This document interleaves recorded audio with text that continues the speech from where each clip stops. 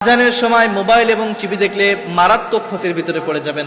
আমরা প্রায় সময় দেখি যে মানুষগুলো যখন চায়ের দোকানে বা বিভিন্ন হোটেলগুলোতে আমরা দেখি যে আজান চলতেছে, কিন্তু এমত অবস্থায় তাদের ওইখানে টিভিগুলো চলতেছে। কিছু কিছু জায়গার মানুষগুলো হয়তো মিউট করে রাখে, কিন্তু আবার বেশ কিছু জায়গায় মিউটও করে না, আজানও চলে, এই টিভিগুলো চলে।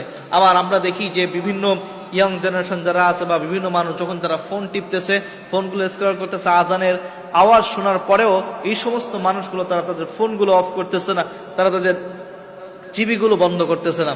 রাসূল সাল্লাল্লাহু আলাইহি ওয়াসাল্লাম একটা হাদিসের ভিতরে আসছে, যখন তোমরা এই আজানের গুরুত্ব বোঝাতে যেয়ে বলেছে, যখন তোমরা কোরআন পড়ো, কোরআন তেলাওয়াত করে এমন অবস্থায় যদি তোমাদের কানে আজান আসে, তোমরা কোরআনটা আস্তে করে বন্ধ রাখো। এরপরে যখন আজান শুনবা, আজান শোনার পরে আজানের জবাব দিবা, আজানের জবাব দেওয়া শেষ হয়ে গেলে এরপর তোমরা আবার কোরআন পড়ো। তাহলে আজানের গুরুত্ব, আজানের যে জবাব রয়েছে, এটা আজান শোনার পর আজানের জবাবের গুরুত্ব বোঝাতে যে কত বড় একটা কথা বলেছেন।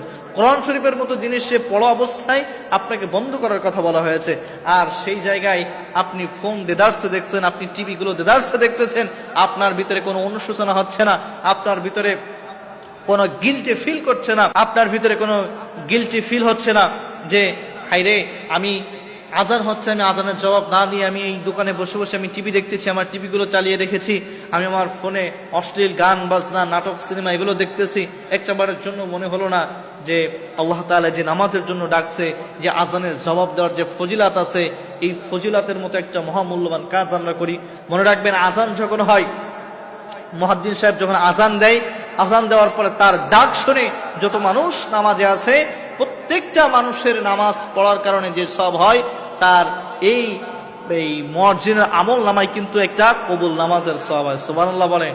শুধু তাই নয়, যদি আপনি এই মুয়াজ্জিনের আজানের শুনে সাথে সাথে যদি আপনি তার আজানের জবাবটাও দিয়ে দেন, তো এই মুয়াজ্জিন যেমন পরিমাণ সওয়াব পেল,